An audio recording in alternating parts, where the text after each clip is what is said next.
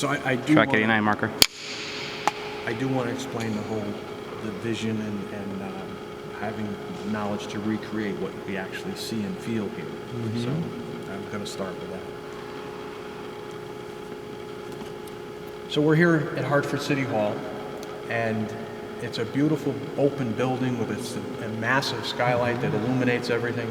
Visually, our mind and our eyes tells us it's a very open and airy building with a lot of beautiful tonalities. The film, however, doesn't see that.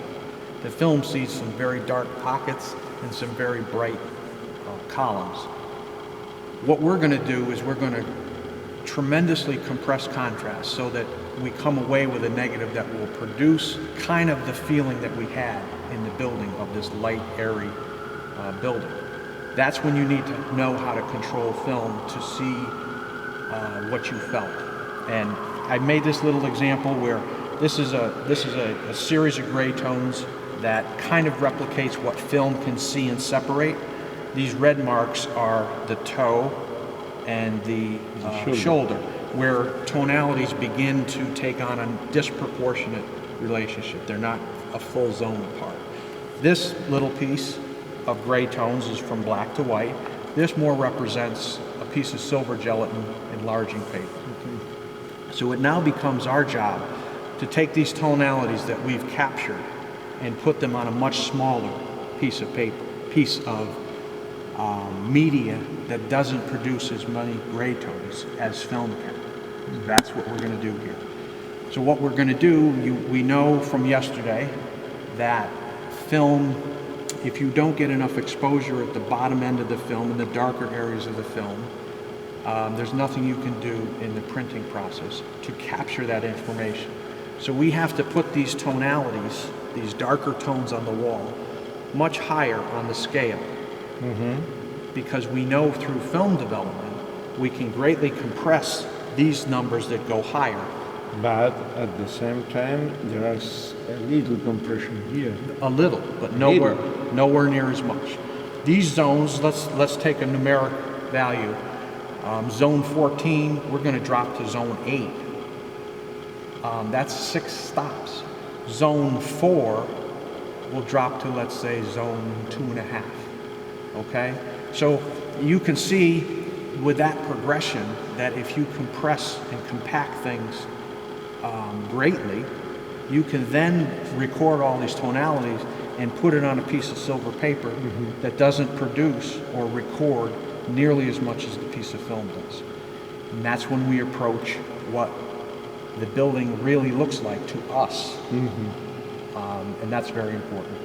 So what we're going to do is we're going to measure the deepest areas of shadow detail that we want shadow detail in, and then we're going to compare those values with the window that's bright.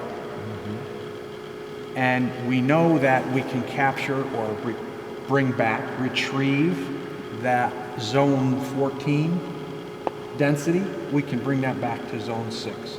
So then it becomes a numerical relationship.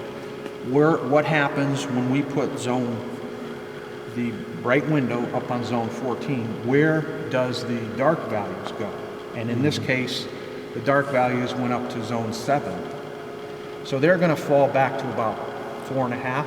That's a beautiful, rich area of detail, and you're going to come away with a very beautiful photograph that if you did not have the knowledge of extreme compression, you would not be able to record in here.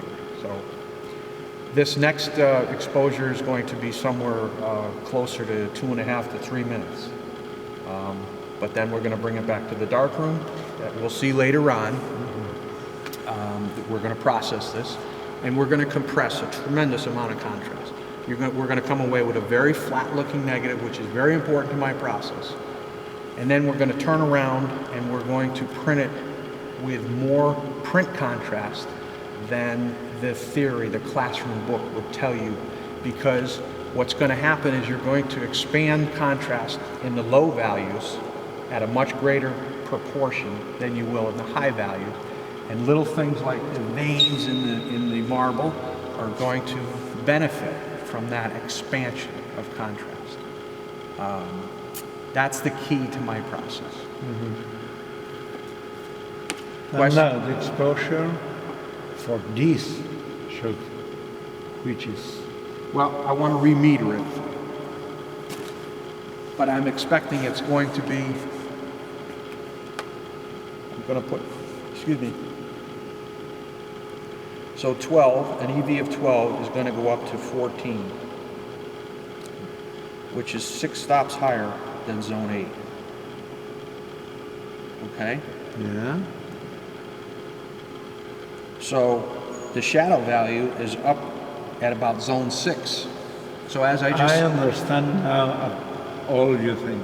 Okay.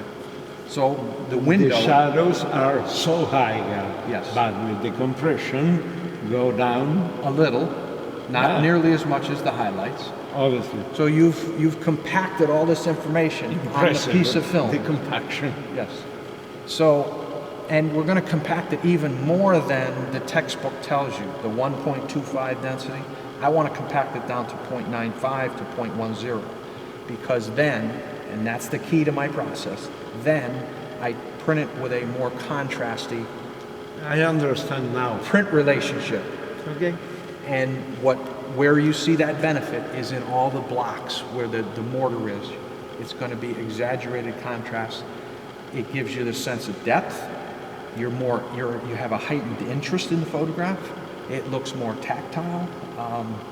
There's just so many benefits if you understand extreme film compression, and then that negative is designed with extreme film compression to be printed with an exaggerated sense of contrast. That's my process. Okay.